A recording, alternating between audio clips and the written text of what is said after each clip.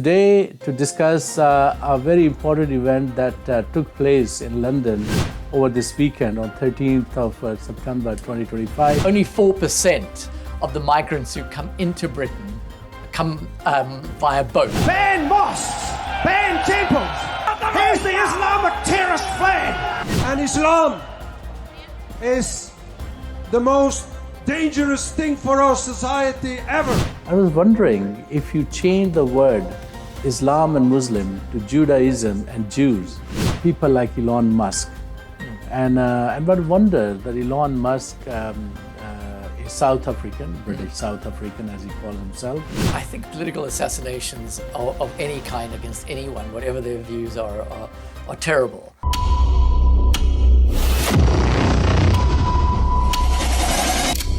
Hello and very warm welcome to you. I'm Dr. Sohail Qureshi, and this is my program Sharp Edge from our London studios at Quews.news. And today, to discuss a very important event that took place in London over this weekend on 13th of September 2025, quite a big and huge march by Tommy Robinson and his followers, apparently against the immigrants, and we want to take our country back. To discuss the various parts of this march and where this anti-immigrant talk and rhetorics are taking us to, I have Professor Gavin, who I'll call Gavin, to discuss where this, so to say, appears like a very fascist and very racist movement going to. So very warm welcome to you, Gavin. Thank you very much for joining us. Yeah, right. So you heard on the news everywhere, lots of things are happening in the country in the context of what I just gave a little introduction. And you, as a fighter for human rights in Africa, and then as a professor, must be quite concerned where we are going to. It is very concerning. I think one of the things that is happening at the moment is that there are concerns about immigration all over Europe, all over America, and it's people are being seen as flooding into countries, and of course it's hugely exaggerated. In Britain, for example, only 4% of the migrants who come into Britain come via boats illegally. 96% come legally. And Britain needs migrants because there are fewer people being born, so more migrants are needed to replace them, because otherwise you've got an aging population and a smaller working population, and that creates all sorts of problems. And that's an issue all over the world. But nevertheless, there's huge concern about boat people coming in, that they are coming in illegally, and so on. So this can be kind of exacerbated, this concern, through social media.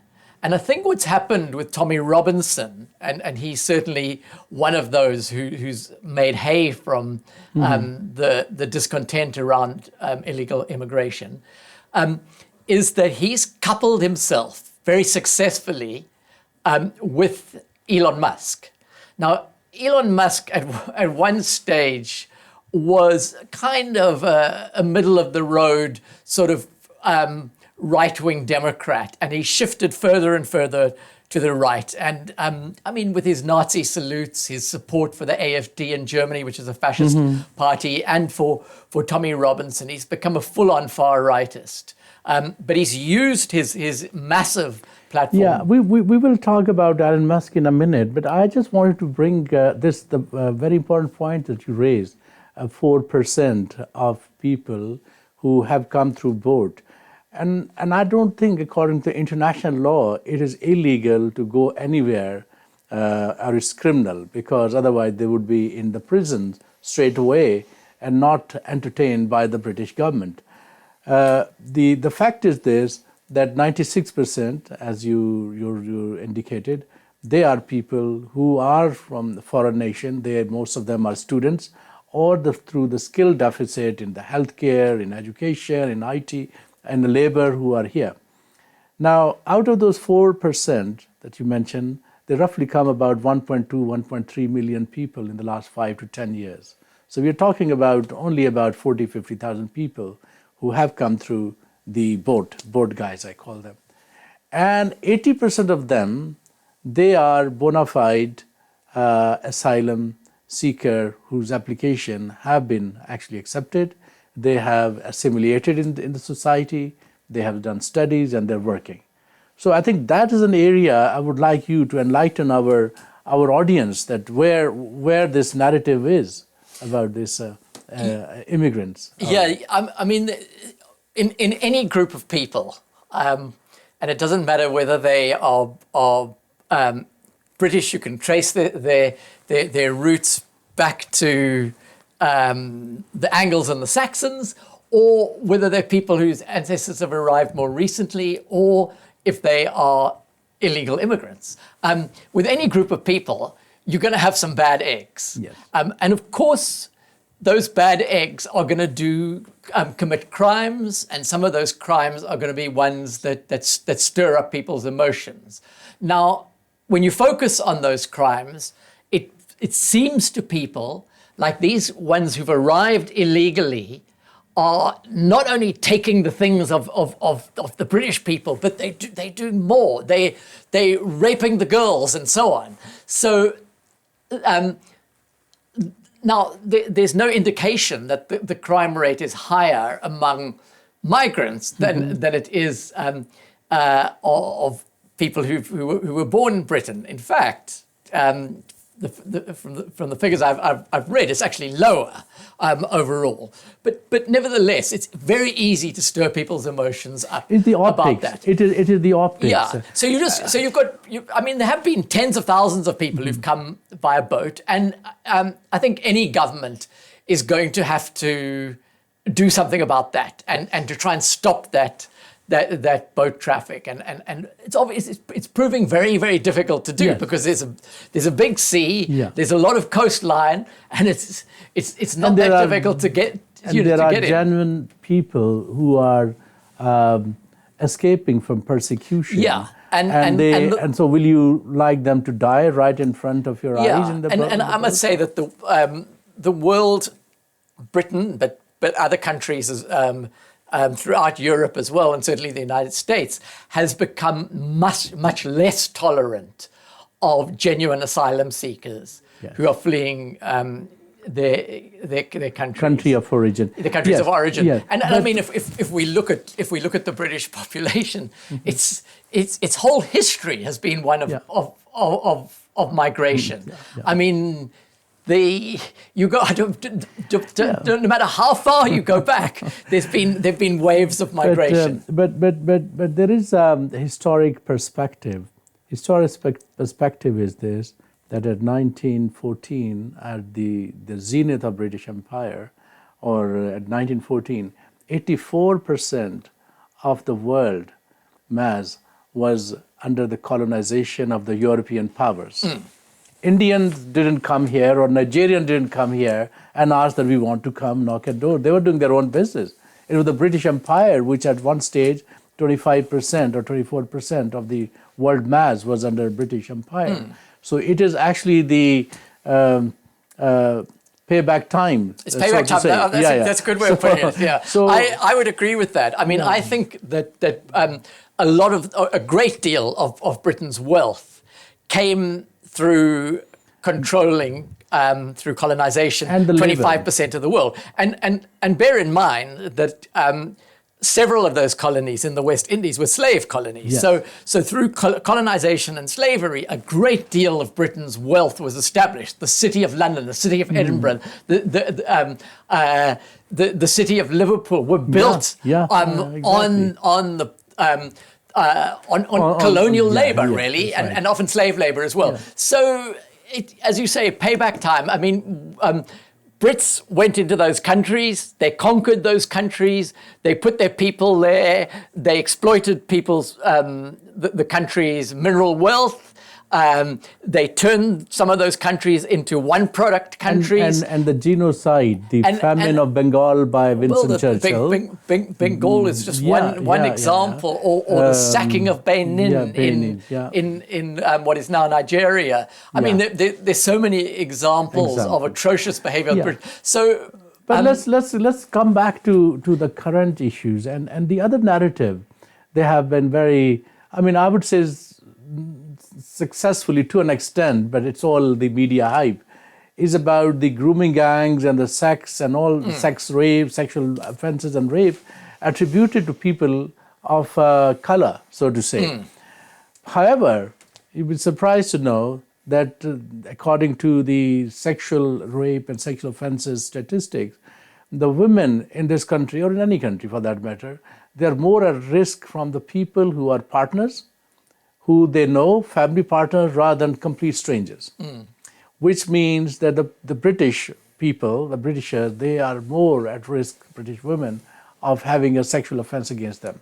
So that is another area that needs further exploration, basically. And according to 2021 consensus, the white English or white British people were only 74%. A drop from 2011 to 2021 from 81% to 74%. However, the statistics from the grooming gangs and sexual offender lists suggest there are almost 88% of the offenders are white British. So they're already overrepresented. But how they flipped it to the general public, that a very decent people, educated people, especially women, educated men, they are actually parroting the same phrases that the immigrants or people of the color and attaching them with the rape. I think it's very easy for people who want to make trouble out of an issue like that. They can. I mean, I think that the media, but also the police, just need to be straightforward about it, and they need to say who is responsible for those particular grooming gangs, and in each case focus on the facts of the case, and whoever is involved to focus on that. And it is an issue that needs to be exposed. I mean, it's a heinous crime, and it's a terrible crime, and it needs to be. But one must never use it to demonize a whole culture, because it's not representative of that culture. It's not good for any society. No. Now, this march on 13 September, it was quite a massive march, which we will see in our cut 1 and cut 2. But more alarming was the speeches and the words that were uttered and the way they were uttered. So can you please put the cut 1? Ban burqas, ban mosques, ban temples. Here's the Islamic terrorist flag. In the name of Jesus, I bind you up, you terrorist organisation. 50,000 British Muslims downloaded a terrorist manual in our country. We are both subject to the same process of the great replacement of our European peoples by peoples coming from the South and of Muslim culture. And Islam is the most dangerous thing for our society ever. And that is a Muslim faith, that is an Islam extremist religion. Islam is our real enemy. We have to get rid of Islam. Islam doesn't belong to Europe. These top tier, and I'm talking about the top tier political positions, they shouldn't have any Muslim mayors. They shouldn't have any, So you either fight for this nation, or you let all of these rapist Muslims and corrupt politicians take over. See, as you can see, the very charged up statements made. I was wondering if you change the word Islam and Muslim to Judaism and Jews, will that be a crime? Well, it would be a crime. I mean, people would be charged for hate speech for doing that. So those people could also be charged, but I think it's highly unlikely that they would be, because the government is a bit frightened by this issue. They don't want to be seen to be soft on migration. And so they're kind of soft peddling it and saying, well, let them speak, it's free speech. However, when people exercise free speech to support Palestine action or to speak against the atrocities that are being committed in Gaza with British weapons, then those people are arrested en masse. Yes. So I don't think there's a balance there. Yeah, so Islamophobia is as bad as anti-Semitism is. And in this wonderful country and city, Muslim, Jews, Christians, Sikhs, non-believer, everybody's living very peacefully until you hear such kind of rhetoric. And it's interesting they were talking there about one of the speakers there was talking about the Great Replacement. Yeah. And that's this conspiratorial narrative that in its European form is that there's a conspiracy to replace white people with Muslim people. Yeah. In America, it's a conspiracy to replace white people with Hispanic and black people. And in America, it's got another twist because the people who are seen as behind the Great Replacement, the manipulators of it, are Jews, Yes. particularly Soros, Yes. George Soros. They managed to combine both Islamophobia and anti-Semitism in one package. But the interesting part is, let's talk about America and then come back to the UK. But the Great Replacement was done by the Christian white Europeans. Yes, it started in Europe. I mean, because they are the ones who replaced the native Americans. Yeah, and So, also I mean, it was so easy for them to forget about that. Oh, absolutely. Americans don't have a sense of their own history, I think.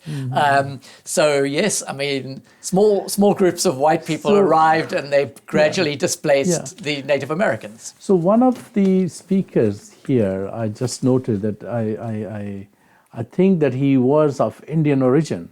So it is amazing that probably one of the speakers there on this march, on this rally of Tommy Robinson, some call him Tommy the Thug, because of the criminal record that he has from a very, very early age.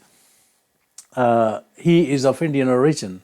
Now, obviously his parents, he probably was born here and his parents would have migrated. And now to come back and to lash on to his own people, that is despicable. Well, it's sort of pulling up the drawbridge type of idea. We are now safely settled, and we don't want any more to come. Yeah. It's not uncommon, though. Large numbers of Hispanic people voted for Donald Trump. Yes. So it's a fair number of young black men voted for Trump as well. So it's not just here there is a famous sociological theory that people as they go from the lower class to middle class to higher class, top class, rich, so they adapt the same mentality. So there is something that I read. So that's very interesting.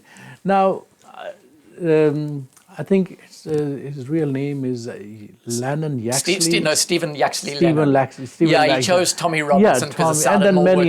It sounded more working class. Stephen Yaxley Lennon sounded a bit posh, so he wanted to sound working class. So he called himself Tommy Robinson. And very English. Father is English, mother is Irish. Now, if it was 1980s, he probably would not be allowed to go to many pubs in London. There were signs. There was anti-Irish sentiment, yes. but it's a bit of a myth that there were these signs which said no blacks, no Irish, no dogs. I've yet to see. I looked online to find, and I scoured the web. I've never seen one sign like that. I don't know if there were ever signs like that, but yeah, there was anti-Irish sentiment. But there were anti-Irish sentiments, and that shouldn't really happen. Now, just look at this cut to, we'll see the rally where you will see that it was impressive, undoubtedly. There were, according to BBC and the mainstream, between 110 and 150,000 people gathered. Tommy Robinson says it's about 3 million. I don't know where it is. But nevertheless, it was an impressive gathering. So please put cut 2 of the rally scenes.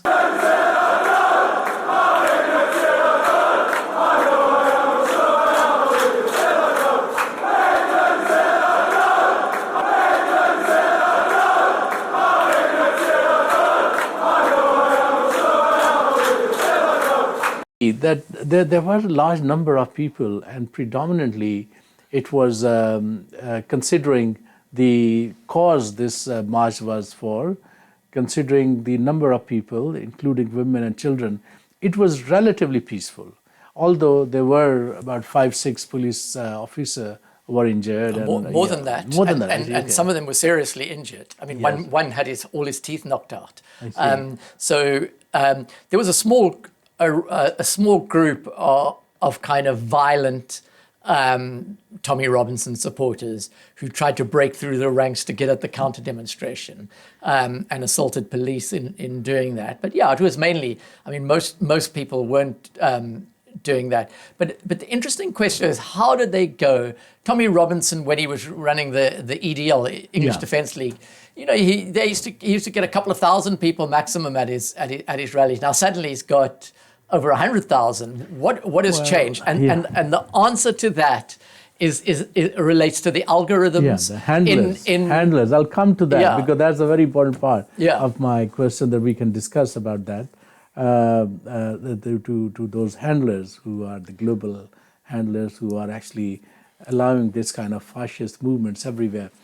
Now, if you look into this march, it looks quite impressive, but I have a theory that not every white British person in the country is racist, but all races came to this march.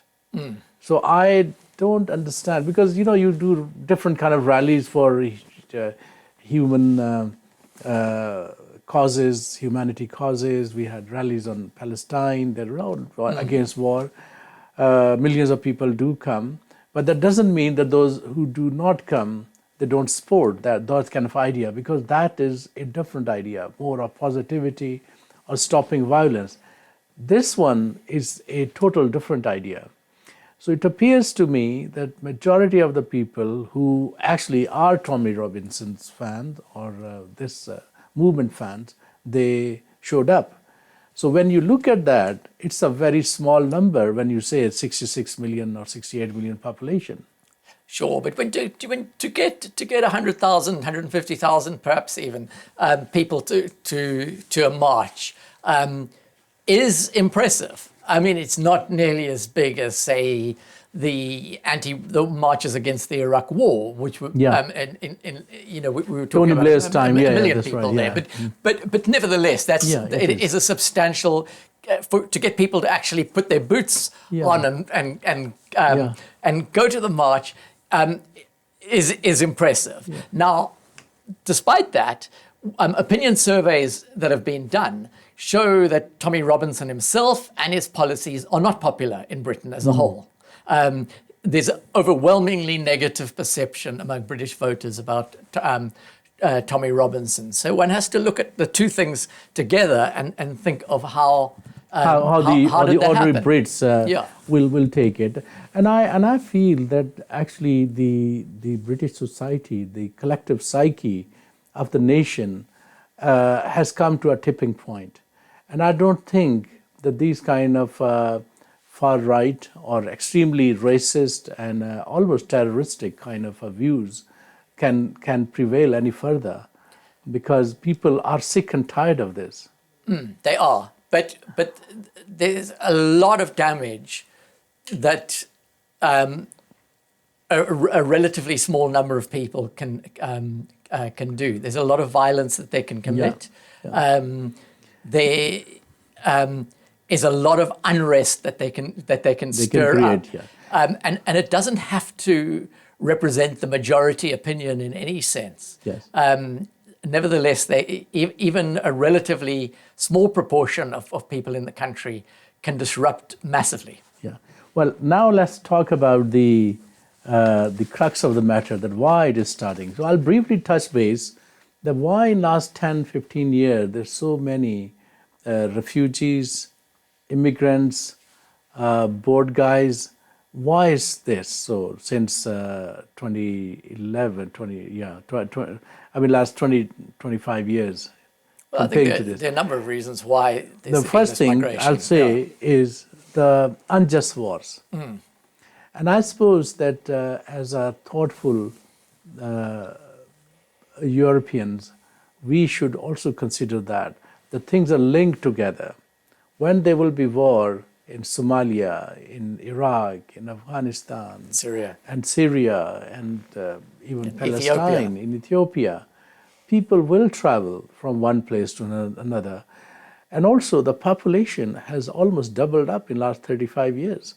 So where those people are going to go, people will take all kind of risk. No, I mean, there's no doubt. Wars are a very large part of it.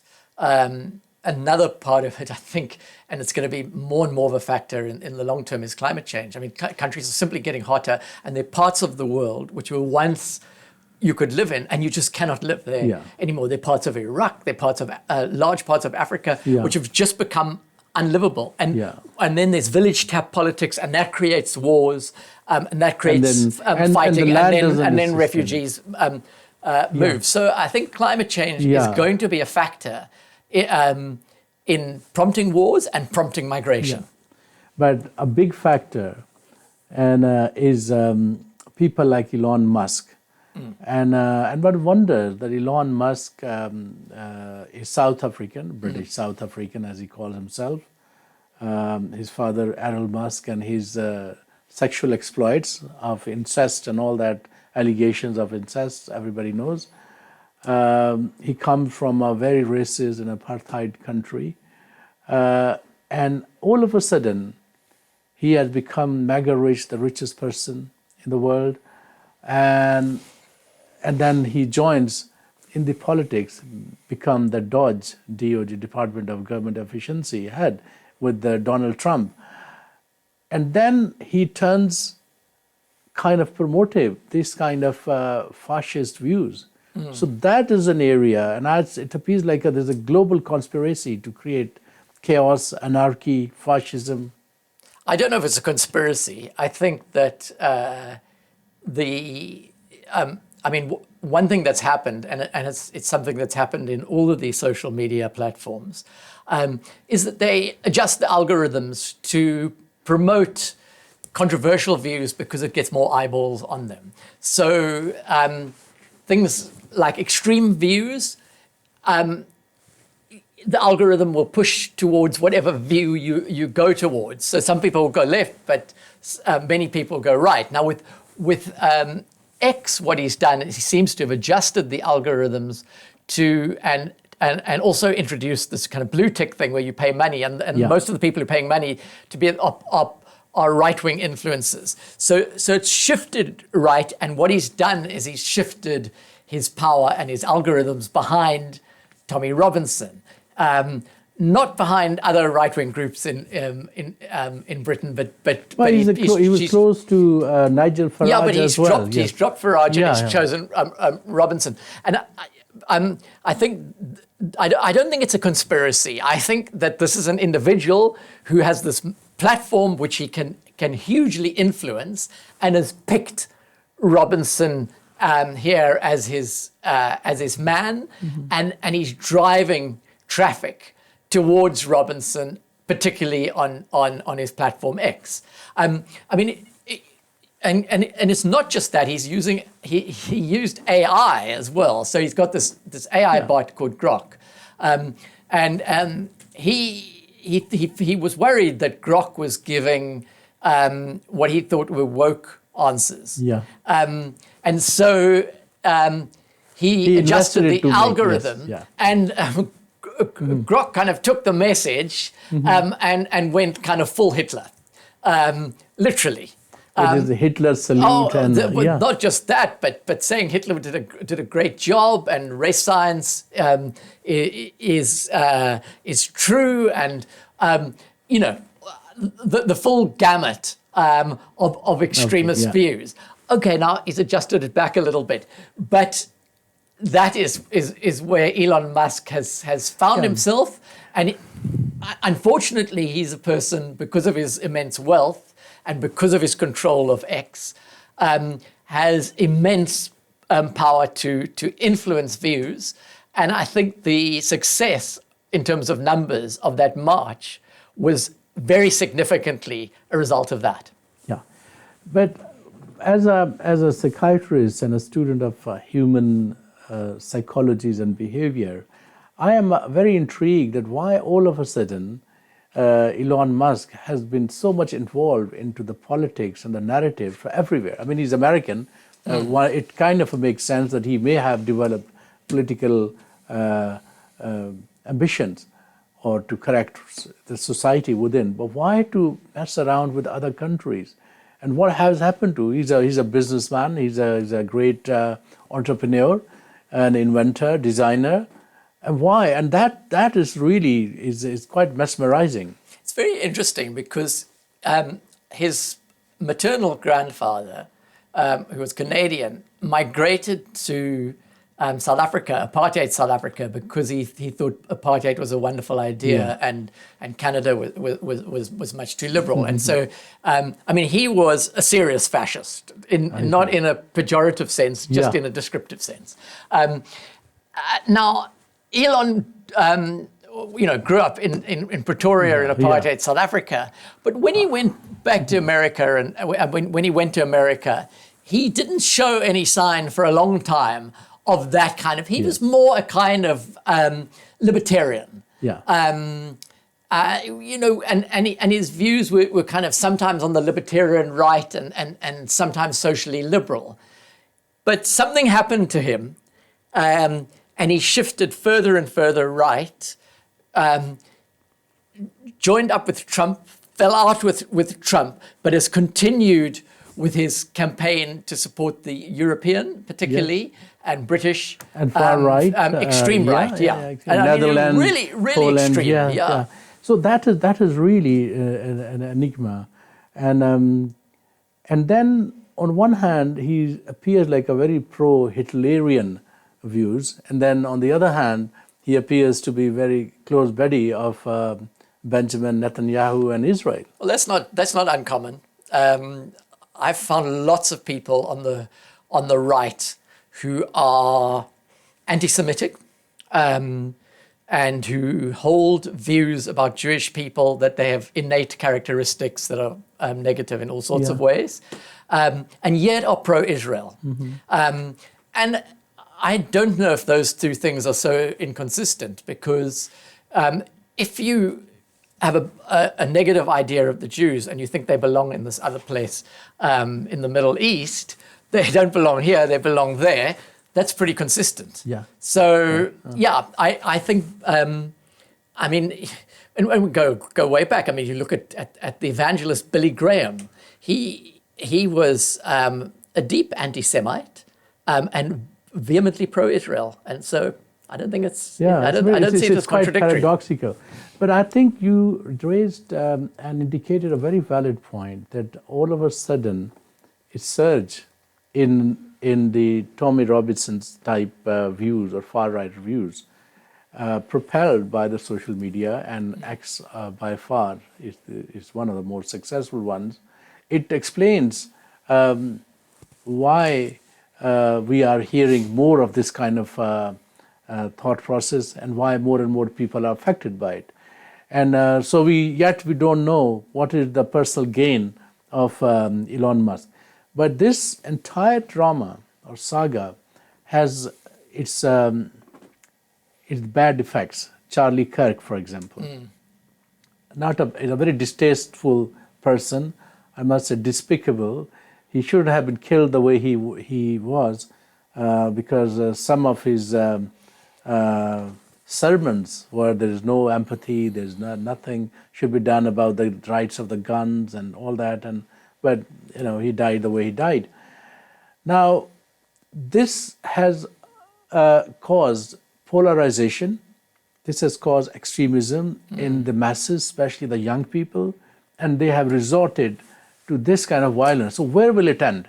I don't know. I mean, I think political assassinations of any kind against anyone, whatever their views are terrible, and must be condemned. And I mean, the journey that this young man, we don't yet know very much about him, but he came from a very conservative, MAGA supporting family in Utah, and in a fairly short space of time shifted towards very what backward seem- state. Really, yeah, it seemed to be Utah, left-wing yeah. views, but we don't yet kind of know exactly what was motivating him.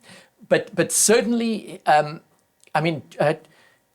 it's been weaponized by the right generally, but by Trump in particular, and his vice president, as a way of going for the left and going for liberals in America.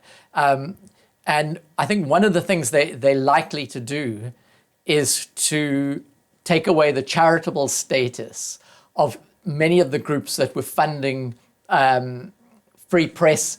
For example, George Soros' association, things like that, the Ford Foundation, and take away their charitable status, or take away the charitable status of the groups they're funding, to make it much more difficult for them to operate. I think that's going to be one of the turning point, right? Yeah, turning point. Yeah. So I think that's going to be one of the things that's going to happen, is they're going to go for those groups. I think another thing that might happen is there might be tit-for-tat violence.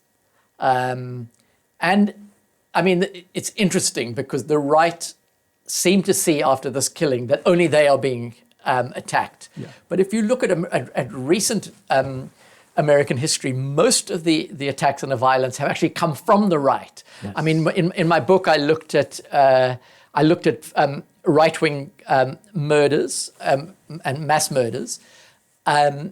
And I think I counted something like 749 between 1990 and 2024. Incidents, and those were right-wing ones. So there have been. I mean, there was the attempt on Trump's life, which I think was real. I don't think it was a fake thing. I think that this assassination, those were attacks on right-wing people. But I mean, if you look on left-wing politicians or liberal politicians, there that. Minnesota Congresswoman who was murdered. There was Nancy Pelosi, attempted murder on her. She wasn't in, so the person bashed in her husband's head. He was a right-wing incel person. Gretchen Whitmer attempted kidnapping. So I mean, it's gone both ways. Yeah. But the worry is this, that the way it is going, those kind of rhetoric, coming back to the UK again, it is going to affect our very harmonious society. In this march, there was a man who was saying that Keir Starmer should be killed. So the police is still trying to find that person who was saying it. And this is absolutely abominable, that those kind of people now growing up, sensitized, quite ready, and it's just luckily that we have a better gun control in this country, because at least two incidents have happened in the recent time. One, there was rape of a young Sikh Asian girl in Midlands by two white British guys, and then the sloganeering that they did was, "You get back to your country, get out of the country." And the second, last week, there was an attack by a white man on a burqa-clad lady, and when her son came to rescue her, he was smashed with a baseball bat. And this is just within a span of a few days. And with this and I want you to kind of reflect on it, that whether this kind of violence can seep through in the fabric of our society, or should Keir Starmer's government need to do a little bit more and treat these people just like a precursor of Christian ISIS? No, I think they do. I think they need. I think Keir Starmer's government, in every respect, has moved very timidly, scared of this lot, scared of that lot, and scared of taking on the kind of Tommy Robinson right, because it might be seen as not. As being in support of migrants. And they don't want that because they feel they're going to lose votes that way. So, yeah, I would like to see him take a much stronger stand against the right and put law behind it. I mean, I don't believe that the phrase "sticks and stones may hurt your bones, but words may never harm you." I think actually words and the sticks and the stones go together. And words do have consequences. Yeah. Well, Bible says in the beginning there was word. Yeah, there was word. Yeah. The word was with God. Yeah, Okay. I think words have consequences. Yeah. And I think there is such a thing as hate speech, and we've seen a lot of that. Yeah. In this march in particular, and I mean, I would like to see action taken against the people who used that hate speech. And I mean, one of those who was basically calling for revolution is Elon Musk himself. I mean, I think he should not be allowed in the country. Yeah, you will see now cut for Elon Musk, and you see and I think, in my opinion, it is a signal for incitement. It is a signal for anarchy. It is a signal for violence. It is a hate speech. And it must be challenged, and there must be a police case against Elon Musk. That violence is going to come to you. You will have no choice. You're in a fundamental situation here where whether you choose violence or not, violence is coming to you. You either fight back or you die. Incendiary. It is very interventioning into the affairs of a government and a state, and imagine and the roar of people behind that when these words were uttered is very alarming, and something needs to be done on this occasion, because imagine somebody from Iran or somebody from Iraq or Saudi Arabia or India. Any leader saying this thing to a group of people, how will the government react to that? I mean, if let's say the owner of TikTok had said the same things, what would the response have been? I'm not sure, but. I don't think Elon Musk should be allowed into the country. Yeah, I think there should be a case against him. Well, case. I'm not sure you can have a there case. There should be a criminal. There's no harm giving an application. Yeah, yeah. And then the Department of Justice can see the merit of it. But definitely it is a hate speech. Because as you rightly said earlier, that if people talk about free Palestine and then they're arrested, so how is that free Palestine can be a hate speech comparing to what has been said? So, okay, so I am particularly interested in your book, White Supremacy, and I think we should do a program on that because there's a lot of great research that you have conducted, and I think people need to know. Oh, thank you. Yeah. Thanks very much. Okay, so well. Thank you very much for this show today and really sharing the pearls of wisdom. With that, I just conclude the show now. So, dear audience, you heard from Professor Gavin Evans, who has been a great human rights champion, erudite, and especially a writer and a runner, marathon runner, and many more talents. So we try to encapsulate what is happening in the United Kingdom in the wake of this march by Tommy Robinson and his particular brand of politics or social awakening, and as he calls, and then the involvement of Elon Musk and what is the agenda behind. But one thing is very clear, that this kind of a rhetoric are definitely going to stir emotions in all parts of the society. We have already heard that people of color, especially Muslims and some say Pakistanis, they are preparing themselves, the youth, for any possible clashes with this far right. So there are going to be some people, to defend their own ilk, whether this is a Muslim women or women of color. And what it does is this, that really puts people against people. And I think, as we discussed, the government needs to be a little bit more strict before this genie is out of the bottle and then things become too much for everybody. So the other point that we raise is this, that there has to be that somebody needs to file a case against Elon Musk for the hate speech or incendiary speech that he has actually, and the words that he uttered in this march, which can have a far more and far dangerous consequences to the British society. With that, I say thank you very, very much for watching this program. I'm Sohail Qureshi with my program Sharp Edge from Quews.news from our London studio, and have a wonderful evening. Goodbye.